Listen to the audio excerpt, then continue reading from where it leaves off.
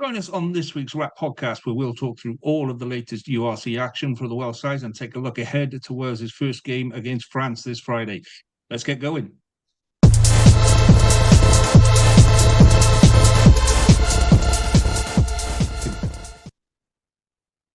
Hello and welcome to the WRRAP podcast with me, Lee G. Joining me, as always, Jamie, Harley and Nick. Good evening, gentlemen.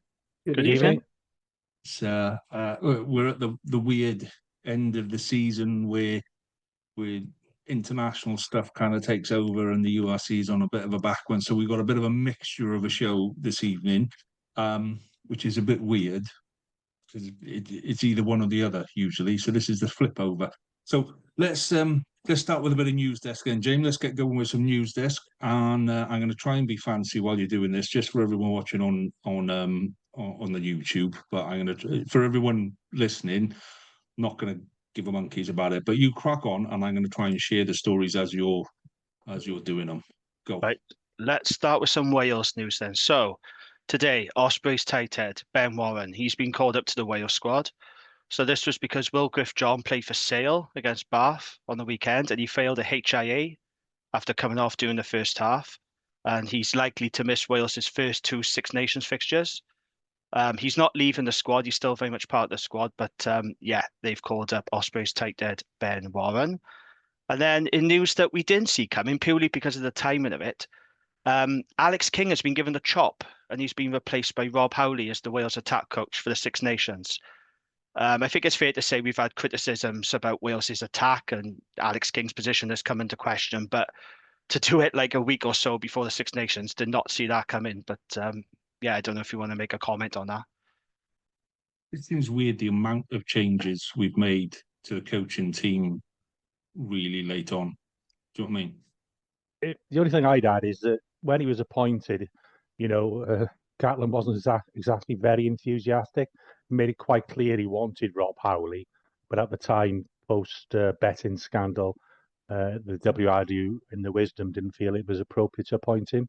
So for me, it was always once Howley came, and as we say, we didn't see a massive improvement in our attack. Howley and Gatland were always going to be back together again, weren't they? I think I'm not a fan of. Go on, Holly. So I was going to say, the problem for me is Alex King is very much in vogue what attack coaches need to be at the moment, which is a set piece strike move thing. And that depends on winning ball and having a solid scrum and a solid line out. And actually, when you looked at bits in the autumn when things worked and some of the set plays we ran, when they worked really well. So actually, I think he was doing a good job. Yeah. The problem is... Our first try they scored against Fiji was a great try.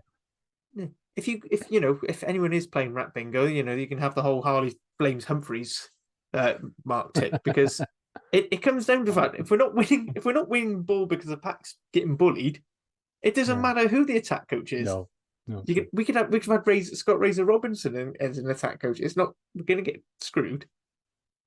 We could have Tony Brown, who's making the Springboks look like the rugby equivalent of the Harlem Globetrotters.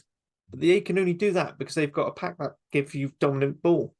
So and remember now, like during this last part of Gatland Part 1, everyone was bemoaning Howley's lack of attacking powers and the whole rugby chaos, where we had basically, it was not quite give it to Shane because we didn't have a Shane, but it was, let's see what players can do. The 2019 Six Nations, that only got kicked off because of Thomas Williams doing some mad shit. It's basically a couple of moments of magic and a dodgy bounce that allowed George North to score 2 tries late on. For me, this is just pointing back, and we sort of talk when we were talking about the squad. It's just saying Gatland hasn't learned from anything. He's just gone, right, what I'm going to do is I'm going to do the same thing I've always done, but with players who are less suited to it each time. So this is clearly we're going back to kick heavy, Warren ball, and then hoping for some moments of magic. And, we're hoping for the likes of Liam Williams and Thomas Williams to come up with something. But I think that's half of Howley's problem, is that he plays to such a rigid system. And when that system doesn't work, there isn't a plan B. And then players just go off script because they have to. And players like Thomas Williams and Liam Williams will go off script. And Tompkins, imagine Tompkins going off script. I mean, that's when we created tries. And then people go, oh, yeah, great. Okay, we've got a plan B. We don't have a plan B. Howley's plan A is hold the ball for 90 seconds, wear them down, bring them in, and after 90 seconds, if we haven't gone over, if we're not in their 22 after 90 seconds, kick it. That's his plan. And I've never been a fan of him. I think we've got lucky a couple of times, but I've never been a fan, so I'm not exactly over the moon with this move. But he had to do something because, like you say, King just wasn't. It wasn't working. But I agree with you as well, Harley. It's never going to work if you've got a pack of forwards that are going backwards all the time. So that's my piece. All yours, James. Okay, then let's look at some contract and signing news then, or the rumour mill. So, Ewan Stevens and Mason Grady, they've signed new deals at Cardiff. Very good news in particular about Mason Grady. Good news for Welsh Rugby, good news for Cardiff. And it's been reported in Wales Online and the South Wales Argus that Tame Basham is leaving Dragons and then for Cardiff. No real surprise for me, I have to be honest. I've been saying pretty much all season that I felt this was going to be Tame's last season. He wasn't very good last season. I felt he went off the boil, but the Dragons gave him a 1-year deal. And I thought then it was a little bit sus giving him 1 year, but he's been constantly linked with a move for the past 2 years. He's had half the English Premiership chasing after him. Slightly surprised he's going to Cardiff though, because the word was Scarlets were heavily interested in Tane. I think that would have been an interesting move for him, but you can't blame him, can you? We're in a team that's just hopeless and losing every week. It's going to take its toll.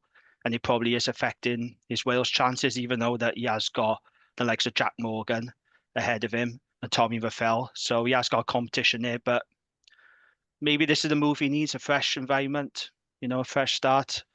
David Buttress was on X on Sunday. He was coming out doing firefighting and trying his best to play it down, saying stuff like he's happy with how the squad is shaping up for next season and he's happy with the recruitment so far. We can't focus on one bit of news, but I just think it's a load of guff, to be honest. I think it's a really bad look for the Dragons when one of your key homegrown players decides to play for your local rivals down the road. I think it's a damning indictment, actually, I think, of where the Dragons are at the moment. So, yeah, I don't blame Tane. Best of luck to him.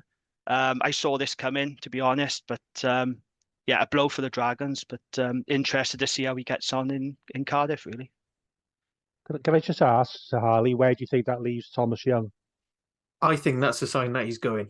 I mean, it's been strong. I mean, in the sort of background, it's been strongly suggested he is leaving the Arms Park, which I think for me is probably the bigger loss of it, because I mean, as great as Basham can be, Thomas Young's a game breaker, and you could see, even against the Sharks, he was pulling rabbits out of hats and getting key turnovers, which isn't really Basham's game. He's probably going to add to our carrying game because he is undoubtedly a fantastic carrier, and actually maybe in a pack where we've got a few more extra carriers, it's not all going to be on him. So when he does get his hands on the ball, it's going to be more impactful.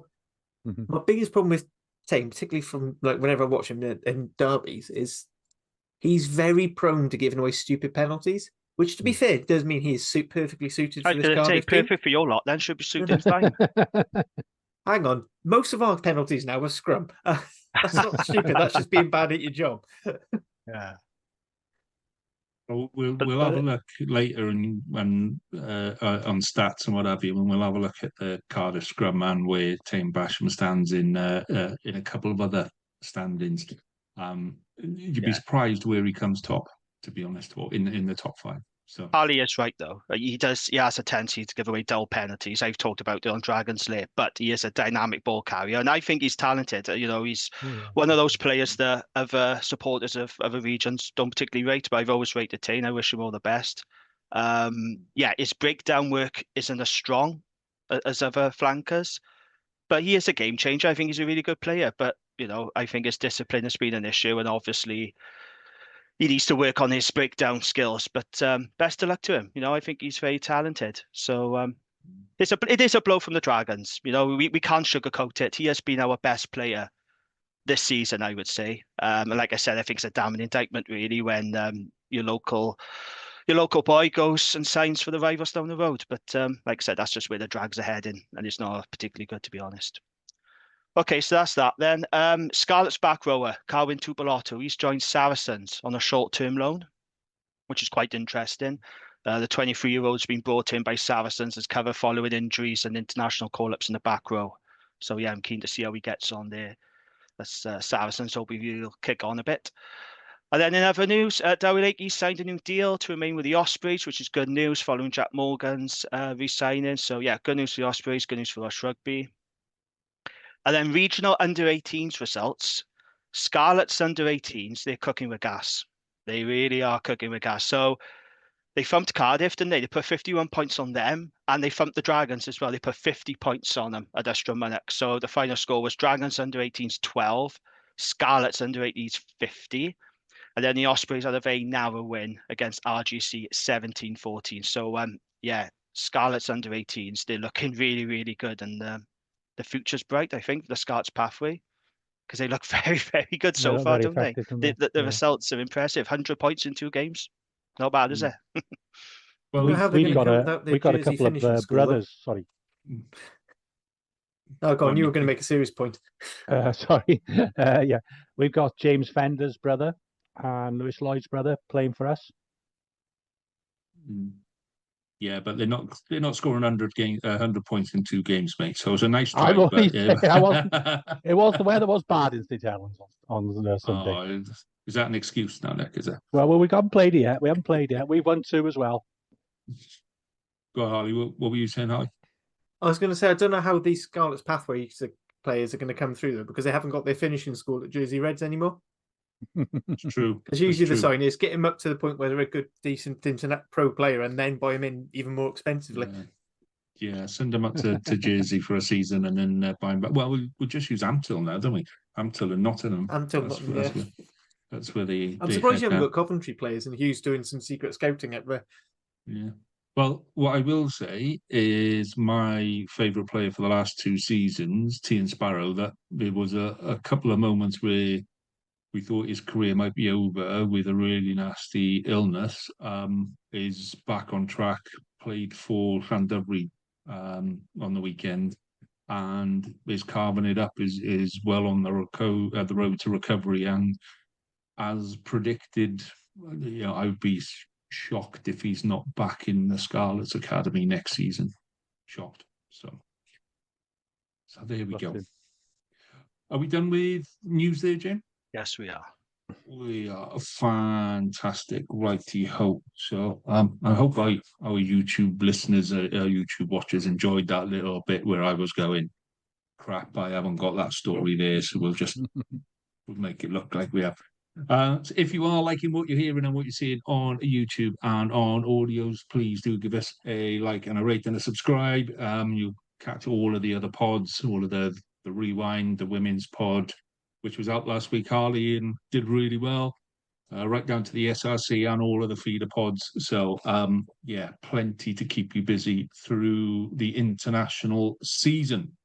So let's kick off with the reviews of last week's games then. So Friday night, Nick, Ospreys entertained Benetton. Now, we spoke about the weather a bit last week and on the Erie, whichever way you want to do it, doesn't matter.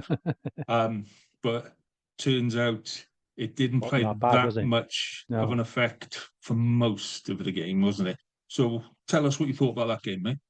Well, I put it down I thought we'd win, even though Benetton have got a lot of money and have got quite a extensive squad, even without their main Italian players. There was on paper a lot of quality in their team. I just still thought we'd win because I thought we've had a good little run now. Obviously, I didn't expect us to win from my prediction anywhere near as well as we did, because there's been a history of close games, both home and away with Benetton. We actually blew them out of the water. They were in the game the first 5 minutes. They had a try disallowed. You can argue the wrongs and rights about that.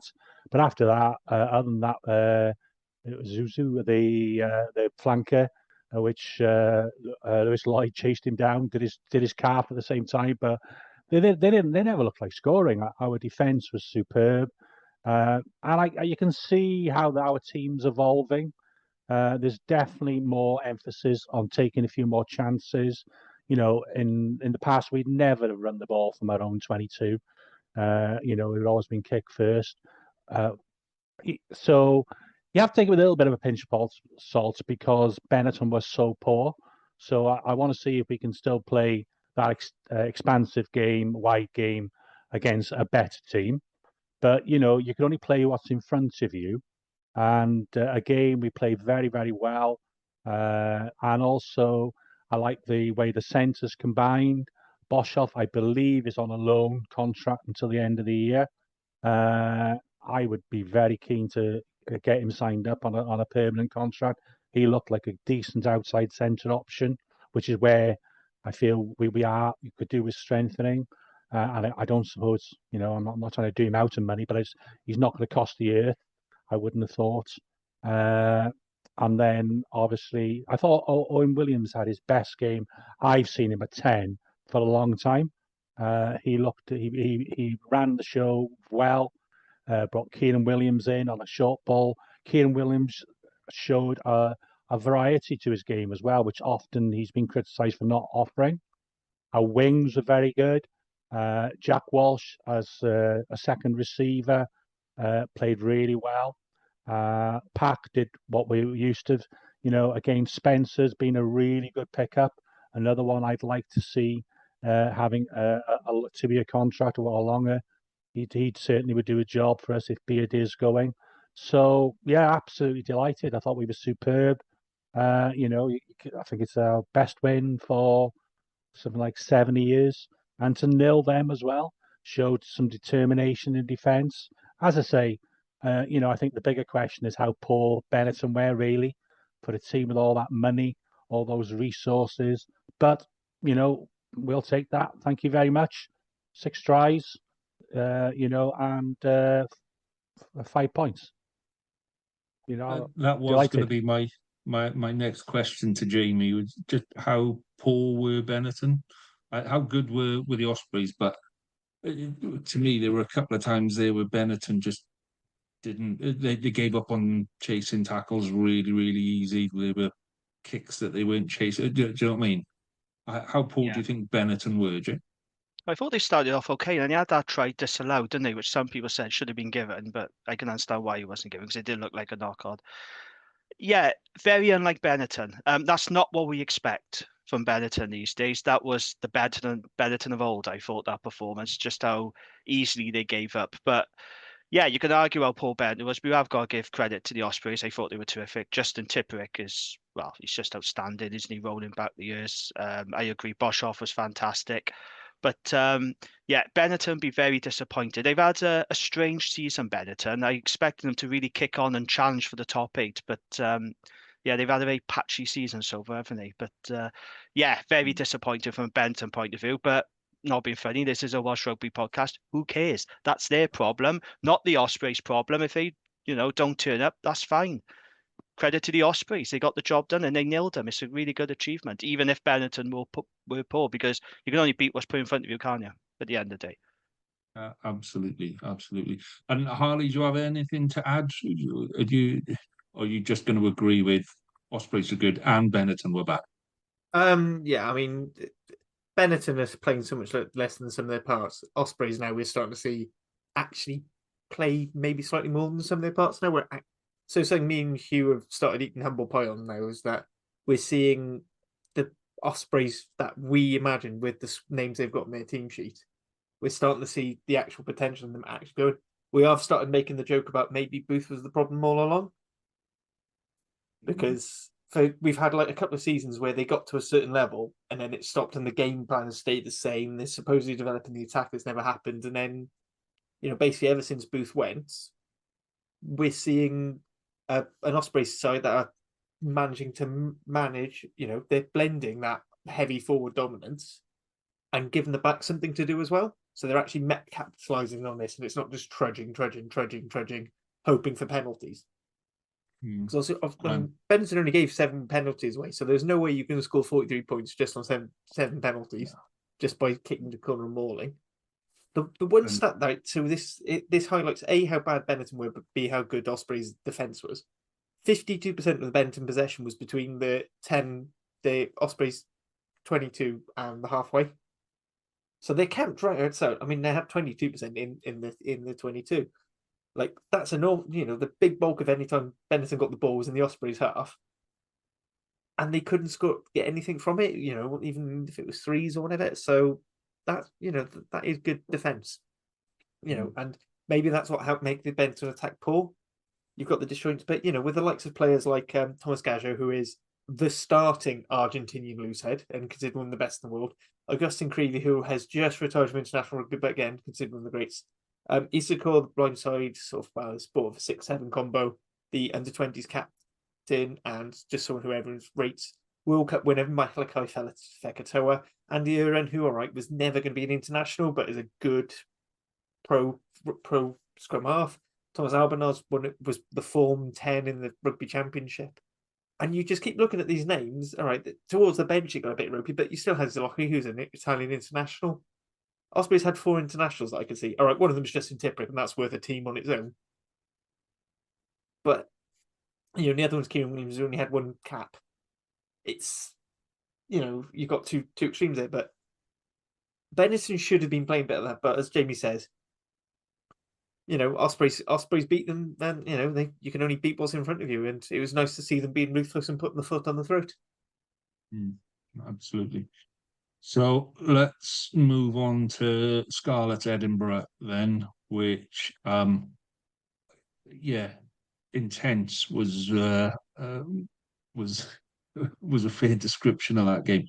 I mean, some of the hits that were going in were absolutely massive. It was a proper mid-table battle where both sides are probably capable of playing a few positions higher. There are calls for Sean Everett to go now after that game, which, like you say, don't care. But that was, you know, a lot of Edinburgh people are very unhappy about that game. I mean, for us, the big moment of controversy for us was going for the kick at the end instead of going for the 3-point for the corner and going for the driving line. The disappointing thing for me is we're really good at driving lines now. We used to be really good at passing the ball and creating open, expansive play and running it from here, there, and everywhere. And we were really poor at doing some of the basic stuff. Now we know how to defend in tight. We defended 3 5-yard lineouts and stopped them. They didn't get anything from 3 of the 5-yard lineouts. And we're scoring off 5-yard lineouts, but we've forgotten how to pass the ball and how to run. Once we meld them two together, I'll be happy because it's you know, the potential is there. We had a full back line away with Wales, you know, and we still managed to turn out, apart from scrum half, so we still managed to turn out, you know, a fairly decent backs performance. Should we have gone for the corner at the end? I think not. I think we took the right decision. I think we've lost too many games by 1 point there, 2 points there. I think we've got to take it in steps and go, do you know what? Let's just win the game. It'd be lovely to go walk away with a bonus point, but let's just win the game. Let's get used to winning the game first and not lose it.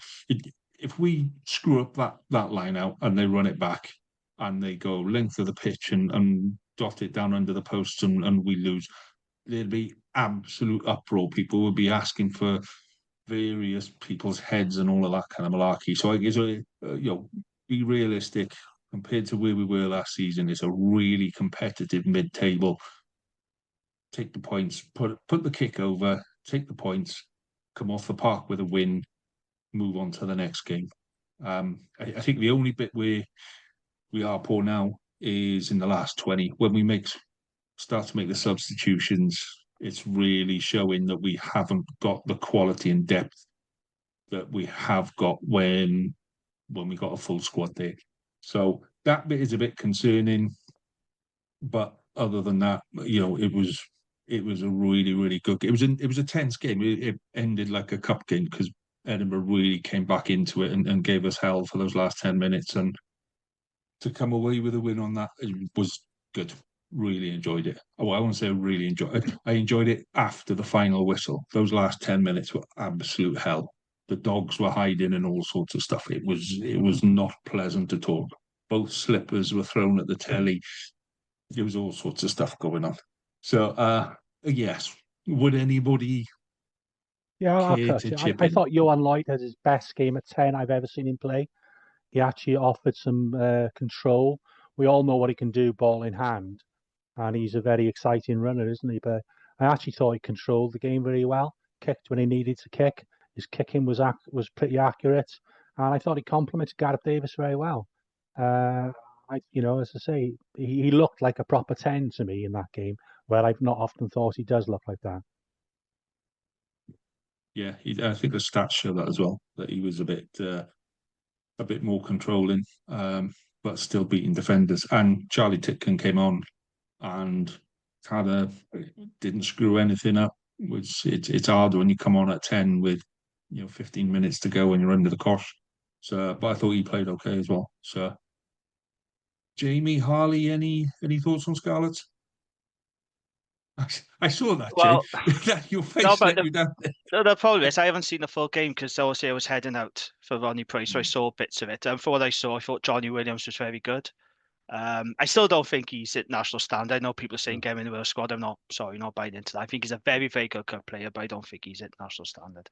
Marcus van der Merwe, he is the signing of the season so far. How good has he been? I tell you what was funny. I was listening to Scrum 5 before we started recording, and Gareth Rousseau said on there that he was making reference to the fact that Scarlets had 7 non-Welsh qualified players in their pack, and he was suggesting that people in the WRU in the upper echelons are not entirely happy with the fact that Scarlets got an almost non-Welsh qualified pack. And I'm thinking, well, that's all good and well. On the one hand, I understand, but I'm thinking they do sign off these players. You've got to have approval from the WRU when you bring in these foreign players. So it's a little bit weird for them to say, yeah, we're not happy with this, but we got signing off anyway. So I just thought that was an interesting point. But it's worked for them, isn't it? I don't think it's entirely beneficial for Welsh Rugby for Scarlets to have an almost non-Welsh qualified pack, if I'm being honest, but it's worked. And Van der Merwe, Max Douglas, they've been good signers, haven't they? For 50 of his class, we know how good Lousy is. Yes, he can be a bit of a penalty machine at times, but he's a good player for the Scarlets. So they just look a better team than they Scarlets. They got a bit more fighting. They look tougher up front. I think the pack has been the biggest strength for them. Last season they was pretty weak scrum going backwards, but they just look tougher, more abrasive, and credit to Peel. He got a lot of stick. We all know that. Last year. A lot of supporters were calling for his head. They've been very unhappy, but he's turned it well. Mind you, I think Lee Jones coming in has been pretty good as well. I don't think he's getting enough credit. I think that's been a very good appointment because obviously Peel can lean on someone like Lee Jones on this experience. So it's been a good season for the Scarlets, isn't it? If I was a Scarlets fan, I'd be pretty pleased with how it's going so far. Good win. Very good win. Yeah. Well, I remember listening to the podcast you did in the summer when you did what you're hoping for the season, and I think everybody was very realistic, and at the moment the trajectory of the Scarlets is positive, and I think they got more points already than they had last season, and they will pick up other wins and points again. Yeah. Yes.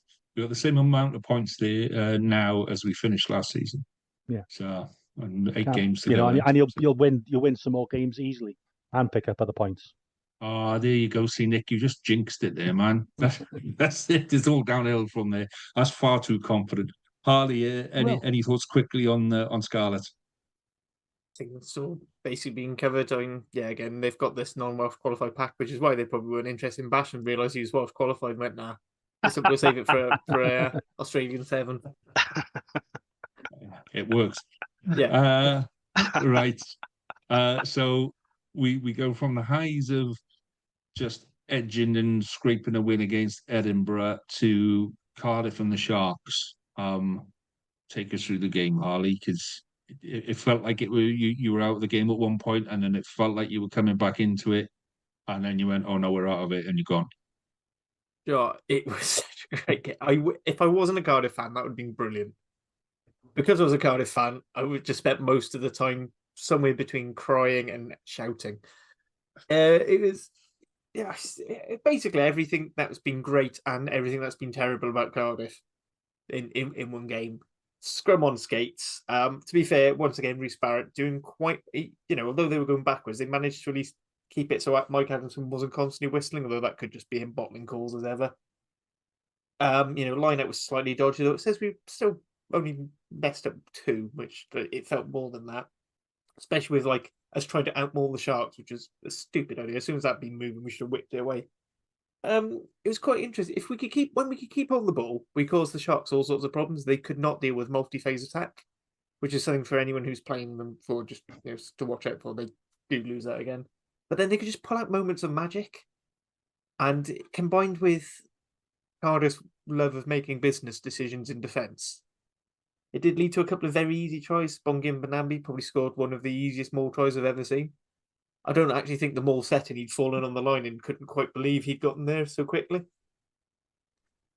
But, and I mean, the one thing I really want to bring out is Johan Mulder actually surprised a lot of people. His box kicking was excellent. It was causing the Sharks backfield all sorts of problems. And you combine that with Tom Bowen, who I think just had one of those games. Wow, the guy was just carving through defence. Similar to like Johan Lloyd's last season, no one could tackle him. I think it's a small thing, like the chaos that's gonna happen next season with the pair of them on the pitch. Like, I'm not saying we're kind of going to win more games, but my God, is it's going to look more funny. You're going to be great. By the time you get to Christmas next year, you're either going to be Jamie Bald or me Gray. Yeah, you're going to be in between the two of us, because it is not going to be. I'm going to end up with some sort of weird thing where I've gone for like a Pepe Le Pew skunk as it's starting to recede, just to really go for something weird.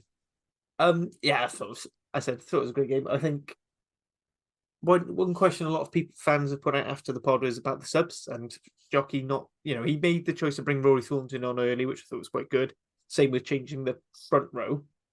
That sort of bolster gave us that impetus to get back, and then it sort of lulled, and the Sharks were starting to get back into it. And I think you could tell we were tired, particularly those last 2 tries we conceded. That was just tiredness. And I think had we brought Mackenzie Martin on Jacob Beetham, just 2 big physical lads, just to add some extra energy, that might have, maybe not have won, but it would have at least kept that scoreline down to within 7, I think. What did you make of the alleged eye gouge in the bit where was it your replacement hooker tried to strip? Yeah, so yeah. Just to sort of talk through it. So there's a bit of a fumble. Evan Daniel, like all good players, carries on playing. Decides to go for a cheeky chip and chase. But Pimpy comes in, swings his arm into his face. One, right? He does go for the swinging arm. Evan Daniels sort of takes exception to that, as they do. Grabs Mapimpi, pulls his shirt off, and then next thing you know, you see Mapimpi's hand going, and it's clearly making contact with his face, like in the eye area. And it's not that he does it once as if to push him away. He's going multiple times. Now, that's clearly just a heat of the moment thing from Mapimpi, because you see him play, he never even gets involved in scuffles usually. Like, he's quite a mellow guy, and you look at interviews, he's incredibly chilled. But at that moment, the thing that annoys me is we've had this issue with this particular ref and this particular TMO before, where they will not pull up things like this, because same as I was saying that he bottled decisions, whereas Cardiff probably should have had a few more scrum penalties against him, and I almost definitely a yellow card for one of the props, just because the way we just could not keep that scrum at bay. That should have been looked at. Like, that was, even if that's saying a thing. I mean, it's been cited now, so we'll see what comes of it. Oh, it has been cited, is it? Yeah, rightly so. Like, at the time, I went, that's just no, like, that you could hear the oohs in the Arms Park. Apparently, not a lot of the replays weren't actually being shown in there, according to Dan. But like, you could sort of feel like there's a, and it's one of those things. Once they know that there's something a little bit iffy in a replay, they stop it, and they don't want to kind of fuel the crowd in the in the stadium, and they don't want people at home on social media going, what's going on with that. So Forgetting, of course, that for most of us, you can rewind live TV and play it back and forth as many times as you want. Well, they kept replaying it on the TV. I think that was more a technical issue more than anything, because then we're seeing a lot of basically throughout the whole game replays weren't being shown. Oh. So you get so it stops a bit jumpy, which sometimes those old screens do. Ali, what a Cardiff Cap needs redoing. Sorry. Ali, what are Cardiff doing right to get such good crowds? I think it's a lot of things. So one, just by virtue of being in the centre of the city, and you can just have a few good points, you can go out. It's easy. Two, I think the tickets. I mean, I know they're about on par with all the Welsh regions, but when you consider how much you have to pay to go to, I think when I went with my step brother-in-law and his son to Exeter, they were 80 quid a ticket for Exeter Gloucester. It was one of the higher end, so it's their grandstand thing, but still. Yeah. I think even the cheaper ones are usually about 40 quid.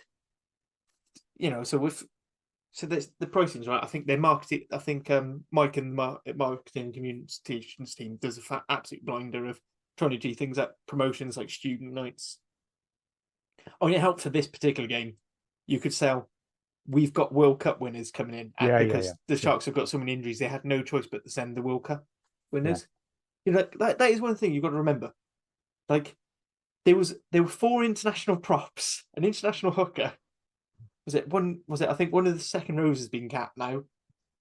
The back rows are people who've gone from the lines to there to get their international caps. Jordan Hendricks has not lost against a Welsh team. And Jaden Hendricks is brilliant. Grant Williams.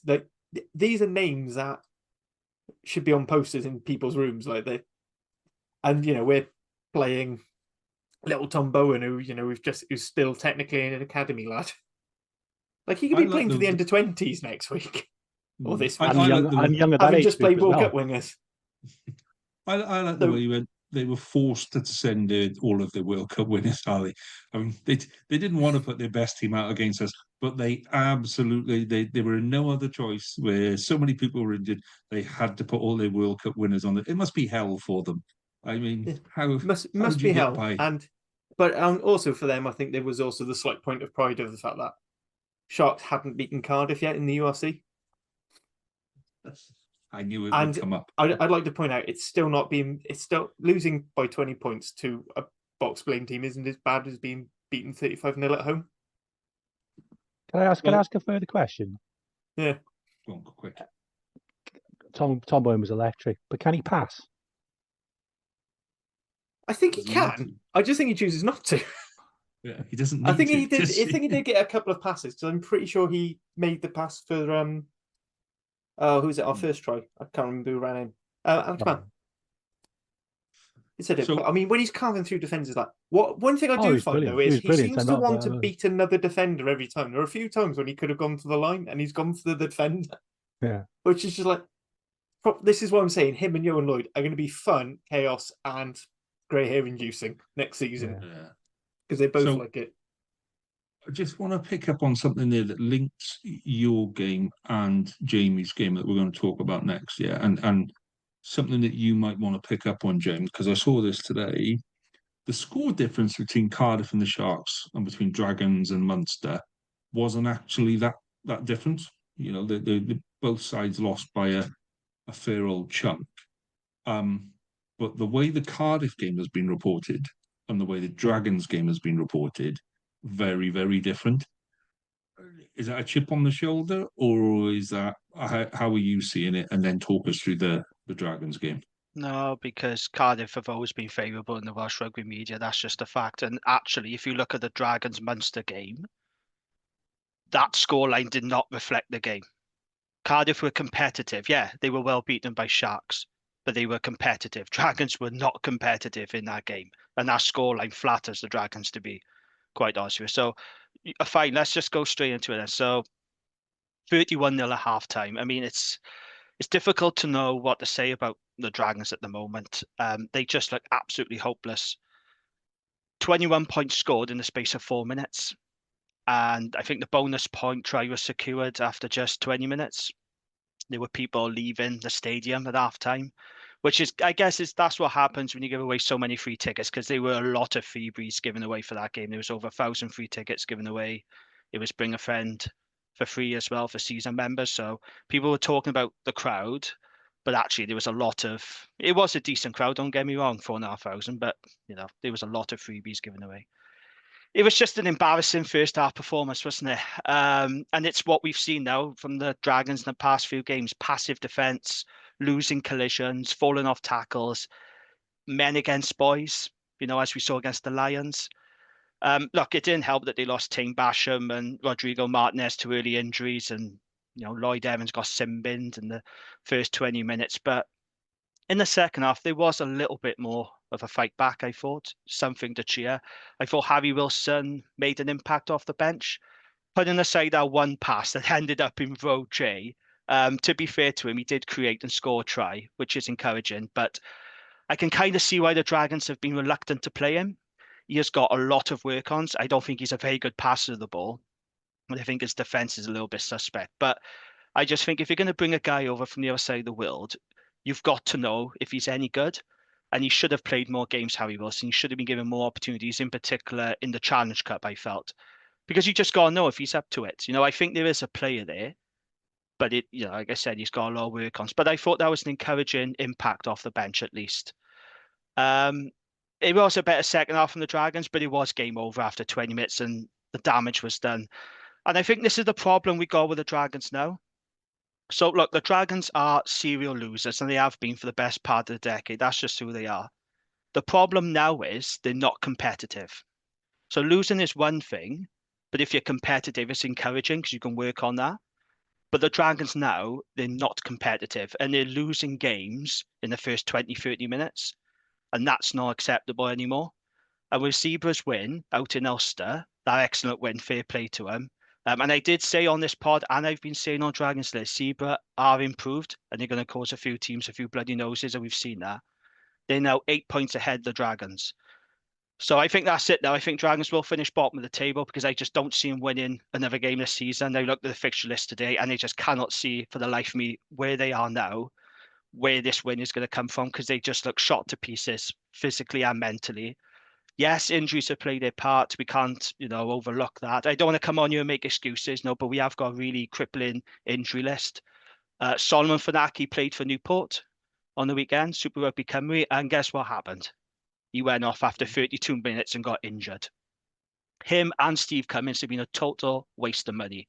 The recruitment has been poor, which is another reason why Dragons are in the mess they're in now. So I just think the Dragons now, they're reaping what they sow, for bad recruitment, bad decision-making, penny pinching, appointing trainee coaches, and the owners promising to invest when all they've done is just penny pinch. And I think it's really showing now. So the worst thing for me is since they parted company with Di Flanagan, they've got worse. They have got worse since Di has gone. At least in that first block, we all said that, okay, the Dragons only won one game, but they were competitive. They didn't disgrace themselves when they went to Dublin and played Leinster. The only game that was really bad was away to Connacht, and that was Di's last game. But since then, it's just been a total mess. It's been a disaster of the season for the Dragons. Filo Tiatia looks like he doesn't want to be there. But yeah, he's front runner to be head coach. And yeah, I just don't see a future for the Dragons. I really don't. I'm struggling. Even as a season ticket holder now, I'm thinking, what's the point? I cannot see how they're going to get better, because all we've had from the owners is just jam tomorrow, absolute waffle. We're going to bring in quality, recruitment. Well, who's going to want to play for the Dragons? Who is going to play for what I consider now to be the worst team in Europe? They're certainly the worst team in the URC. I do believe they're the worst team in Europe now. Why would you sign for them? Why would you sign for a team of serial losers? Where's the quality going to come from? Where's the money going to come from? So, yeah, I think Dragons in a hell of a mess, to be honest, on and off the field. But hey, we own our own stadium. We're the most stable region, so everything's okay, even though we're embarrassing shit show on it. That's kind of where the Dragons owners are coming from, but it's not good enough, I'm afraid.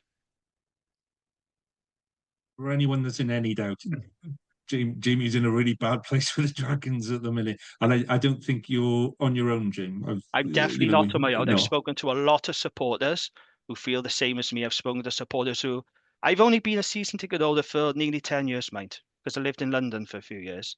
I'm speaking to people online and in person who have been season ticket holders for nearly 20 years, and even they have said, I've had enough, because every year is shit. But this year in particular, it just feels like there's no hope. And the owners have got a lot to answer for, actually. And I'm looking forward to the Q&A. But unfortunately, I do feel, and I've been to a few Q&As at the Dragons before, so I tell you how it works. You go there, they speak very well, you come out of it and you think, oh yeah, this sounds encouraging. We're signing quality players and we're going to make money from the cabbage patch. They're going to do this, they're going to do that. And then the season starts, it's the same old shit.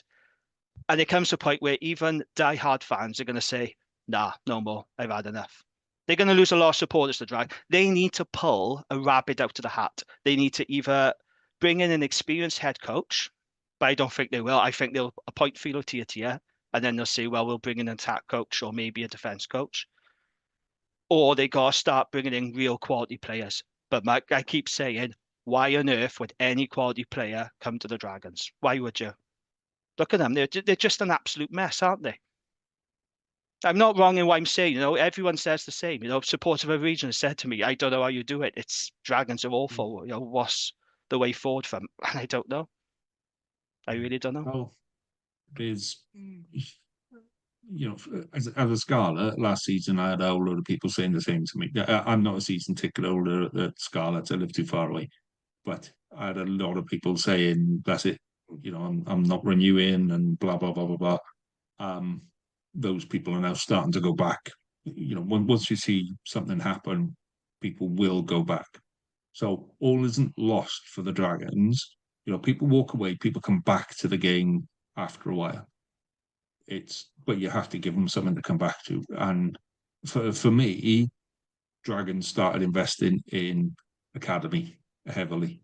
And I think that's the right way to go. It's frustrating because it takes 2 or 3 seasons to show anything, and then there's no guarantees that anything's actually going to come out of it.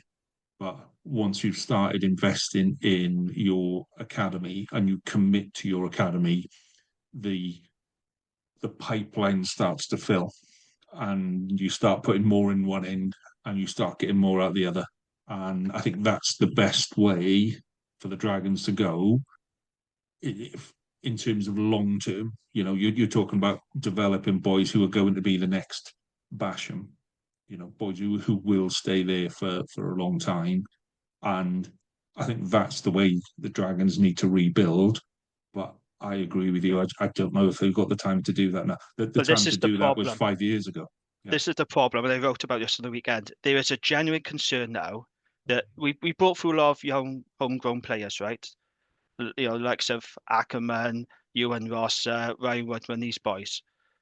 I'm worried now that this is going to have a detrimental effect, because if you think about it, they are playing for a losing team, in a losing culture, in a losing organisation. That is bound to have an effect on their confidence and performance. If you're continually losing week in, week out, you can't tell me that's not going to have a detrimental effect on these young boys. And I'm worried that they're just going to be so used to failure, and it's going to knock their confidence, and their performance is going to slide. Because I understand what you're saying about the Scarlets. Yes, I know there were people saying we're going to walk away hard enough, but this is the difference between the Scarlets and the Dragons, right? The Scarlets have had a lean couple of years, right? The Dragons have been piss poor for the best part of the decade. This hasn't been the past 2 or 3 years. They have been poor for the best part of 10 years. And that's why people have had enough. This isn't a rough patch they're going through. This isn't a lean couple of years of rough patch. This is decline over a decade now. And something has got to change dramatically. But I don't know if the owners are committed enough to pump the money in. And I just don't see a future where they're going to put all this money and we're going to sign all these quality players. The only person I've seen linked to the Dragons so far is Tina Stabia. With the greatest respect, that is not a guy that's going to elevate the Dragons. He's a decent player. Yes, he did well for Cardiff, unexpected success. They need better than Tina Stabia. They got to go out and sign proper quality players. But the question is, who can they attract, or why would you go to one of the worst teams in Europe right now? It's a tough one for the Dragons. The other thing is as well is that there's definitely quality youngsters in the region, but they need some experience. I think we're going to talk about the 20s later. And they've got a few players in the 20s, but they've got to have some old heads to lean on. Okay, and it's even if it's not getting many wins, just to be more competitive. But at the moment, you're just throwing the youngsters under the bus. That's the problem, Nick, and that's why I'm worried about. You got these youngsters have been thrown into the deep end, no leadership, no experience, getting battered, games being won within the first 25 minutes. That's not good for Welsh Rugby. We cannot have a situation. This is a pod for another time, I know, but it's not good for Welsh Rugby when you got 3 competitive teams who, let's face it, could be in the top 8. They could be in the top 8. I'm not saying they definitely will be, but there's no reason why Cardiff, Scarlets, and Ospreys could be in the top. They're kicking on. We're all on the same budget. They are kicking on and they are competitive. And you've got the Dragons constantly letting down Welsh Rugby and limping behind. That can't be good for the game. And at some point, something's got to change. Simple as that. It can't go on like this. Just one thing I want to add in. Sorry for the pile on there, James, but this isn't the first time we've had the whole, we're going to clear out the rot, we're going to bring through the youth. Bernard Jackman did it. And then you had the likes of Dan Babas and Josh. Dean Ryan did it, and Bernard Jackman did it before him. He did a huge clear out, and he's trying to bring through the likes of Josh Lewis and Dan Babos, a few other names I can't think of. And those players basically just ended up going to ignominy because there was no one there for them to learn off. And they should, what was it? Poor Ben Dixon, youngest ever URC player, Pro 14, whatever player. And he's basically completely ruined because they were having to throw a 16-year-old at fully grown, in international quality centres, and he just broke because they didn't have some experience to give him time to rest. Because these young players, they shouldn't be thrown straight into things, particularly if you're going to be a crash ball centre. And it's just breaking down, and this constant rot. And I'm sure Gav, either you or Gav mentioned it on one of the journalists, but talking about basically maybe the only thing that'll ever fix it is to rip the whole thing down and start again. But it's not, I think if you did that, and I think if you did that to one of the Welsh sides and tried to rip it down, it wouldn't come back. We're not going to have a massive clear up because you are quite right. I've mentioned as well. It happened under Chapman. It happened under Ryan. We're not going to have a massive clear out. However, there is a core of players in that team, and I've mentioned this on Dragons Lair, who are probably Super Rugby Cymru / English Championship standard. They are not of the standard of URC. And all our regions have put kids in the deep end. It's not the Dragons. All of our kids have done it, but they have not done it when they've been losing week in, week out. With Cardiff, you've had guys like Ray Lilo there. You've had some experience to pass on to the kids. You've had Josh Adams there. You've got Faletau there. Dragons haven't got that quality or experience to pass on to youngsters. So they're being chucked into the deep end in a losing team, losing culture, and they're getting battered to the point now where games are over in the first half. And I want answers at the Q&A. I am going to go. I wasn't going to, but I am going to go. I am expecting Jam tomorrow, but for me, they've really got to start showing, and not just talking, showing what their intentions are for the Dragons. To just come out and say, well, we're the most stable, we own our own region. That doesn't pull punters in, mate. That does not pull punters in. That's not going to get support. So it's time for the owners now to wise up and start showing what their plan is. Because like I said, we can't go on like this. I want 4 teams in Welsh Rugby, but we can't have 3 competitive teams and one constantly limping behind. It can't go on like that, sorry. Okay. Let's move on. Let's cheer Jamie up with the prediction league, shall we, Ollie? Who's top of the prediction league? It's funny enough. It is still Jamie. Yes. There we go. See, Jamie, you're top of the league somewhere, mate. You're top of our prediction league. Yep. I know it's only the 4 of us. Jamie's top on 81 points. Then it's Lee on 77, having 2 very good calls with the Cardiff and Dragon scores. And then, then it's me. Then it's Nick on 71. So I'm not having a good season so far because I'm predicting teams to be slightly less shit than they are. I'm a bit worried now. I'm worried because Lee's catching up now. I'm really going to have to start up in my game. Yeah, Lee took a leaf out of your book and decided to be really pessimistic for 2 games, and it's worked. And I'm worried about the powers of a pessimistic Lee. Yeah, I think I just got a little bit lucky with last weekend. So I was watching the scores. I was obviously watching the games, and then they were edging around the 20-point mark, and I'm like, I'm sure I said 20, and it was a bit with the Scarlets. 10 minutes to go, and we were 8 points up, and I was like, no, I said we were 8 points. I said this could be a good week this time. But there we go. I was gutted that Edinburgh missed the conversion after scoring that try and didn't hold up to stop you guys from scoring, because I was like, it'd be so close to mine. And actually, I was saying that me and Jamie predicted the same on that, so there's no way I was catching them on that one. Yeah. Yeah. Okay. So, as it was a URC week, Nick, so this will be the first time you would have done this. I'm bringing back play of the week on those, and we'll put it out on socials tomorrow. So it's not necessarily the best try, but it's the best moment in that game, or the moment in that game where you thought, "Do you know what, that's what turned it." So, Nick, your Ospreys went first. So, what was your moment of the game in the Ospreys game? It was Tipuric making that pass, making a little bit of a break, and then offloading for Kasende to score. It was just shows everything about Justin Tipuric, isn't it? You know, he's got the full range of skills. He could be a centre. He's just, he's just everything. He's probably, I would say, one of the best sevens in the professional era. Certainly one of the best Welsh sevens, What if I not will the say best. on Sorry, the best. what I will say on that final pass that he gives, it is a little bit of luck. He's going down and he just throws it anyway, and it just Yeah, happens to go into Cassandra, and you're just like, he's done all the hard work, thrown it, and it's come off. So fair play to him on that one. So he's you've done it got before though, Lee. So yeah, if yeah. you No, do I it just enough, say it can always it's be luck. it's one of those things. It just kind of goes, isn't it? Um, so my moment of the week was 78 minutes, and Edinburgh are coming back at us. They've literally just scored a try. We kick it off, we stick it deep into their 22, and Josh McLeod has been absolutely on fire all season. Didn't really see that he was putting attackers in. He didn't have a single turnover until that 78th minute.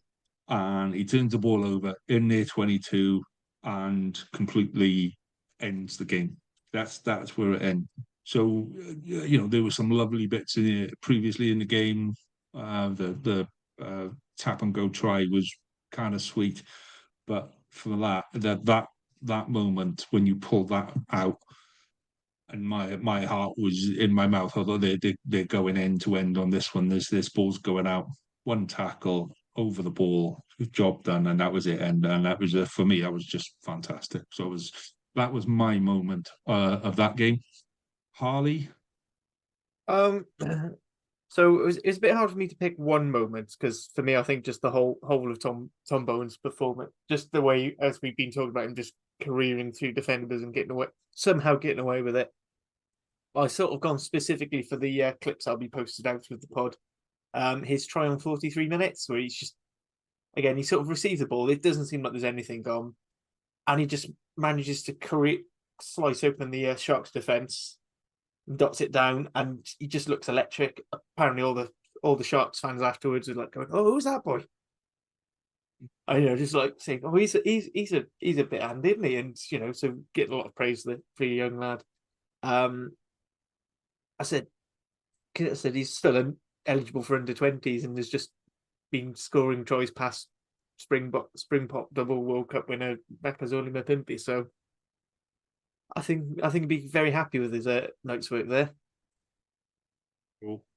So, Jamie, you've gone for a cracking Dragons try. Well, my moment of the week is when the final whistle went, so I could get the hell out of Ronnie Parade and go home and have a cup of tea. And I'm not happy with you, Lee, because you haven't done this feature for a few weeks, but now you bring it back on the week where you knew Dragons were going to be an embarrassing shit show, and now I gotta try and pick a moment of the week from that. So you've done this on purpose, I'm pretty sure. But no, I am going to go for Dane Blacker's try because it was a nice try, to be fair. Nice pass from Niall Wynn. Good build up in attack. Harry Wilson cut a lovely line and put Dane Blacker through. Have a look at Scrum 5's Twitter feed. Sean Holly does analysis on that try, and he refers to Harry Wilson as Harris. A nice pass from Harris. Harris broke the line. It's a lovely pass from Harris. So, yeah, well done, Sean. Great analysis there, mate. It's Wilson. Cool. Okay. Well, I was going to run through the table and some stats, but we'll save that till next week. They aren't going to change between now and next week, and we will turn our attention to Wales and France on Friday night. I thought we'd abandon Friday night games, but no, they're back. So yeah, let's have a quick round the table. Tell me what you're expecting, who you're hoping to see, what kind of game you're expecting, and then finish with your prediction. So let's go, Harley. You can go first, mate. So my prediction is pain, and more pain. I think with the squad he's picked, he's specifically gone for us, some of the more taller players, and particularly in the back three. He's gone on yet again about the left foot kicking option, which says to me it's going to be kick chase heavy, and he's hoping that with the new rules around, or the new interpretations around blocking and allowing access for the kick chase, he's going to be going and hoping that the likes of Josh Adams, Liam Williams, Ellis Mee, I think he's going to be forced to be George North Mark IV. If you're wondering who 2 and 3 are, it's Cuthbert and Grady. And just someone who they can run at strike moves.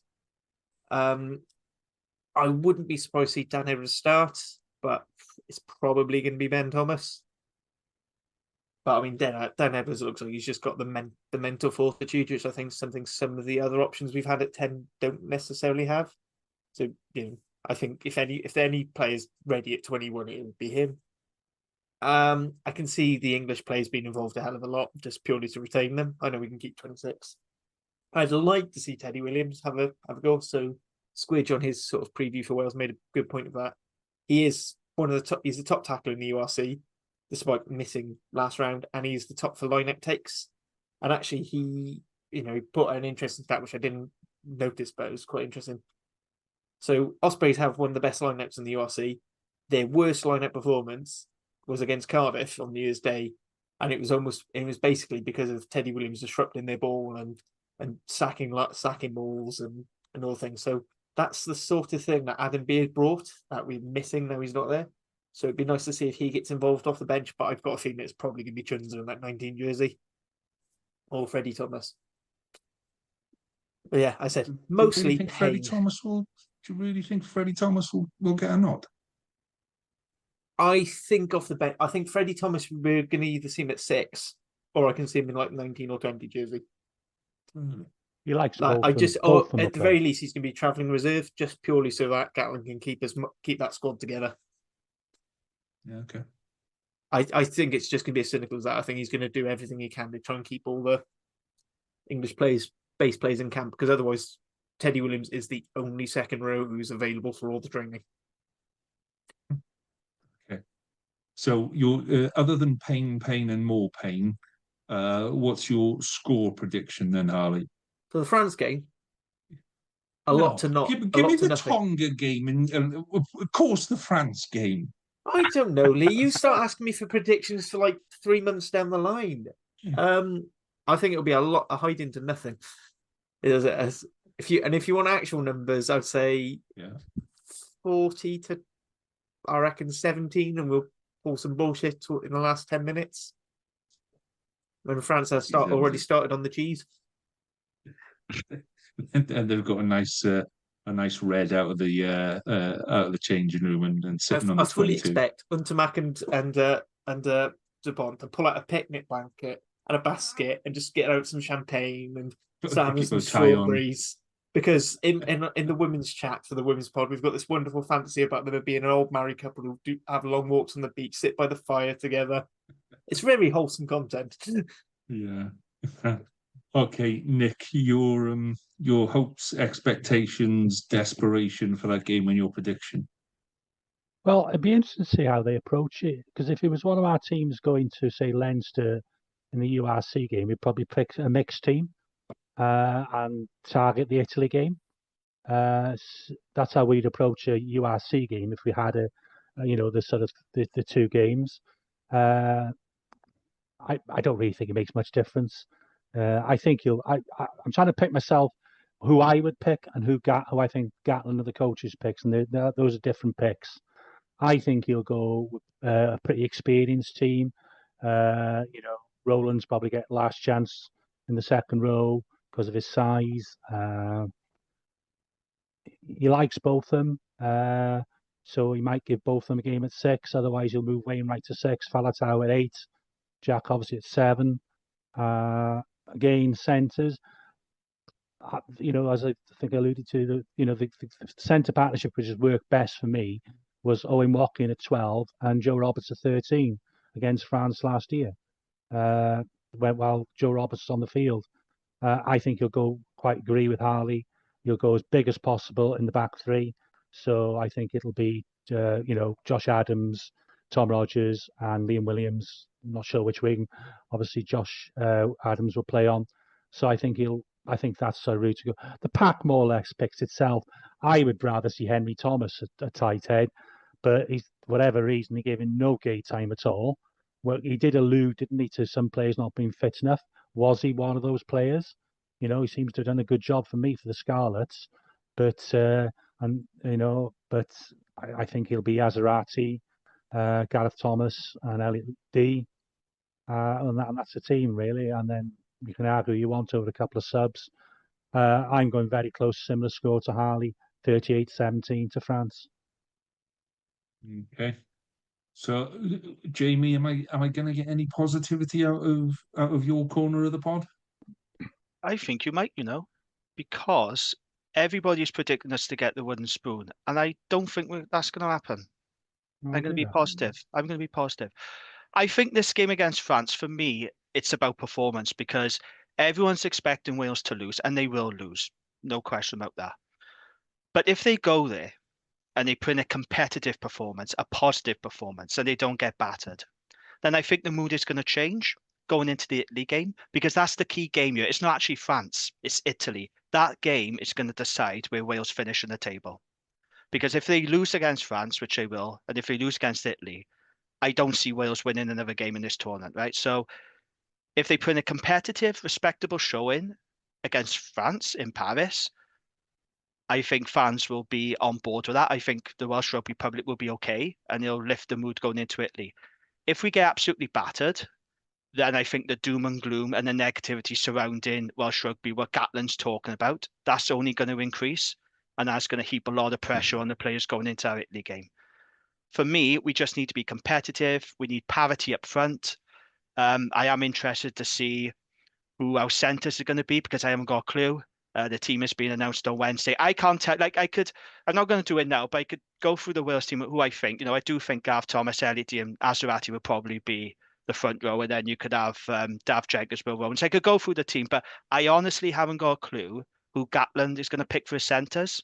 I just don't know. So that's going to be key for me. And we've got to somehow try and stop Anton Dupont, which is going to be a very tough task in itself. I mean, that guy is incredible. I did see that Damien Peno is out. He's been ruled out with a toe injury. That gives us a little bit of hope. He's a good player. But yeah, I'm expecting a tough test. But I think Wales need to be competitive in this. I really do. Because if they're not competitive and they're battered, then it's the pressure and the negativity is just going to increase.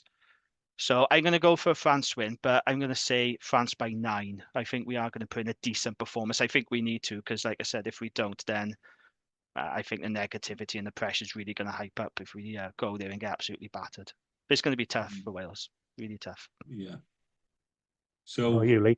Yeah, I'm thinking there's going to be a moment in this game where we're level and we're still in this game and it's going to be tight.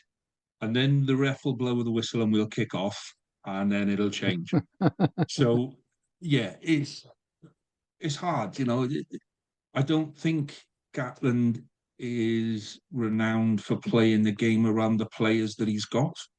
I think he's renowned for playing a certain style of a game and trying to make players fit that. And I think other teams have kind of evolved. They've kind of gone beyond that and they've kind of moved into a more of a fluid game where different people can play different ways and the game works around players. So, yeah, I think we're still trying to find our feet. We really are. And I think we're going to struggle. I think we'll struggle up front. I would like to see Jack Morgan and Reffel both on the pitch, on the flanks, just because, I think we need to disrupt that backline. And you've got two players there that can do a lot of damage, particularly to the halfbacks. Maybe not in attack, but certainly in defence, we can stop. And I think we're going to defend an awful lot on Friday night, sorry. So, yeah, I'm kind of in the same camp as you, Jim, where I want it to be competitive. Yeah. And I think if we're still in it with 20 minutes to go, I think France have a habit of getting rattled. We've seen them do that before, so there's always that chance. But we really just have to stop them playing and bring them down to our level, which is sad to say. It's a sad way of looking at the game, but that's where we are. No, you're That's right. the reality I of it. agree. We've Yeah. got to carve them up. We've got to do things that they're not expecting. We've got to take quick lineouts. We've got to take quick tap penalties. We've got to run the ball from our 22 when they're not expecting it and things like that. We really got to mess with their heads. We've got to get in their faces. We've got to put them on the floor and leave them on the floor. We've got to start a few scraps in their 22 and all of this kind of stuff to put them off their game, stop them, get them into the flow. And we might be in with a chance in the last 20 minutes to do something. So my prediction is 20 points to 10 to France. But I would love to see something come back. Like we said earlier, Jim, the three teams in the top half, well, the 2.5 teams, Ospreys were in the top half until end of yesterday. But, we've got 3 teams in the top-ish half of the URC now and starting to play well. There's a bit of confidence starting to return. There's an opportunity now to really springboard Welsh Rugby on. I don't have the confidence in Gatland that I do in club rugby, and that is the way it is. Did you hear Gatland say, write us off at your peril? So Gatland has been saying all this. And to be fair, in the past, it's worked, isn't it? How many times has Gatland said, yeah, write us off? He loves all that and he's thrived on it and he's used it to his advantage. The problem is now we've lost so much experience. I just don't think we got the quality of players anymore to be able to back that up. That's the problem. But I just think on Friday night, nobody's expecting us to win. Go there, give it a good crack, be competitive, give the Welsh public something to be hopeful about. Because, like I said, if we get absolutely pummeled, it's only going to increase the negativity. Social media is going to be, oh, we're going to get the one spoon. We need a positive performance from Wales. We need a competitive performance. And I think we are capable of it. But, we have got to be very, very good because this France team, they're pretty good. And I think they are favourites of Six Nations, by the way. I think they need to win the Six Nations. They've been running up now too many times the past few years. And I actually think 5 out of 4, that they could do other with than it. the one where they won the Grand Slam. So they're under pressure now. I think they got to start delivering France. But big game for them. I suppose I just want to quickly rebuttal some of the Lee stuff, if that's all right. Purely because we know ref at Morgan doesn't work unless we've got a referee who's willing to let us get away with a bit more of the breakdown, because we don't have anyone in that pack who can size down players that allows ref easy ball access over the ball. With players like Jim Botham and Jack Morgan, you don't necessarily need that because they're very good at tackle jackals. They're very good at getting the player down and getting over and getting the release. Whereas Reffel is very much clamping over. He's not so good at sizing them down first.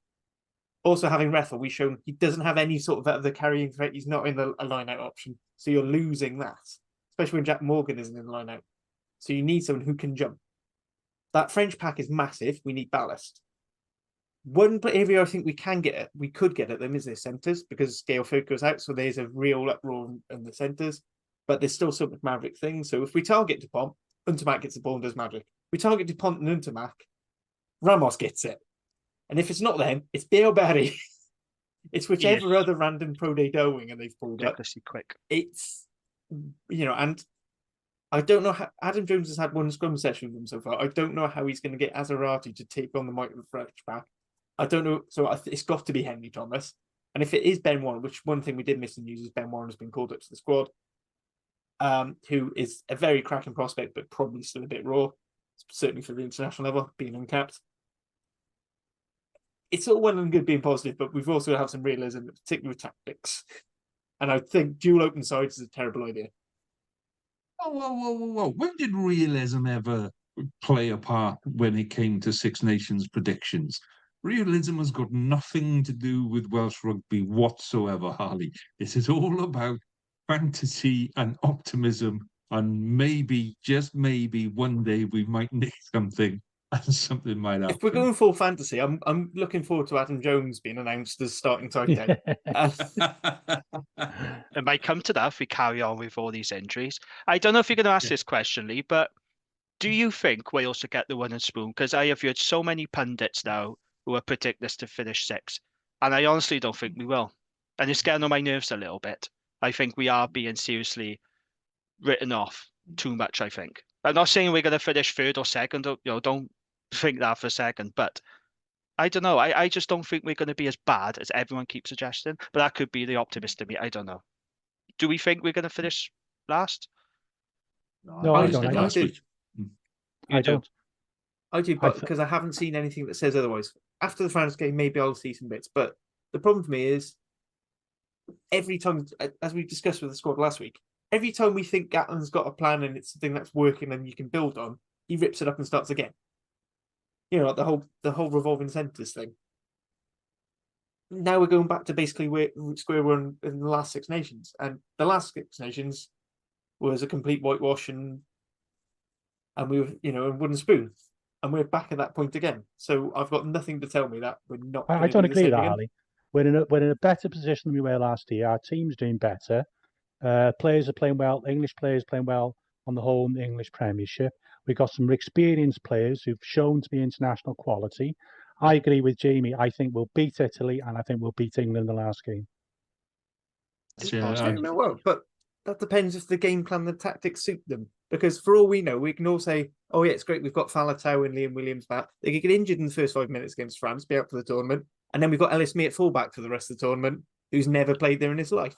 Like this is the sort of thing Gatland could be doing. In fact, I wouldn't surprise me if he starts Ellis Mee at blindside flanker against France, because that is the sort of nonsense that's been happening. Stick him in at hooker for his pace around the pitch.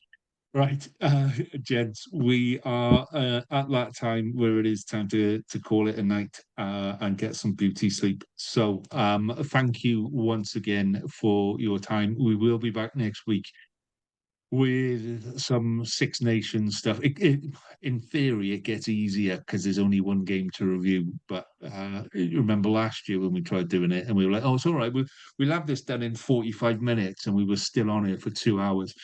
So fingers crossed there won't be that much to talk about next week. I'm not being funny. I just don't want to talk about the Dragons for the next few weeks. I'm sick of talking about them. I don't want to talk about them anymore. Well, thankfully, you've got 2 little weeks of it right in between everything else. I'm going on hiatus, actually.